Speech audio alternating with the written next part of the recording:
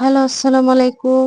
সবাই কেমন আছেন? আশা করি সবাই ভালো আছেন। আমিও আল্লাহর রহমতে ভালো আছি। আজকে বানাবো আলুর চিপস।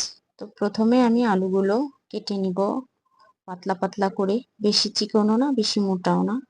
কেটে নিলাম। তারপর একটু ধুয়ে নিলাম। ধোয়ার পরে আমি আগে হাঁড়িতে চুলাতে পানি বসিয়ে দিয়েছিলাম। সেই পানির মধ্যে একটু হলুদের গুঁড়ো দিব কালারের জন্য। দিয়ে আলুগুলো দিয়ে দিব। এটা কিন্তু বেশি ফুটাবো না, হালকা একটা বলক আসলে এটা আমি নামিয়ে ফেলবো। এই যে ঝুড়িতে নামিয়ে দিলাম।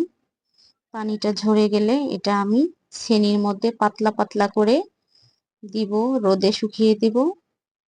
ছাদে দিয়ে আসলাম এটা রোদে শুকানোর পরে। আমি কিন্তু মাঝখানে আরো একবার উল্টে পাল্টে দিয়েছিলাম।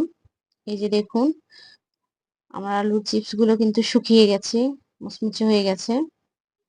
এটা ভেজে খাওয়ার মতো হয়ে গেছে। এখন ঘরে নিয়ে এসে আমি তেলে ভাজবো।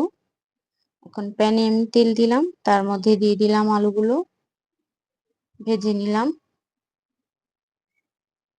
এভাবে করে বাকিগুলোও ভেজে নিব আমি।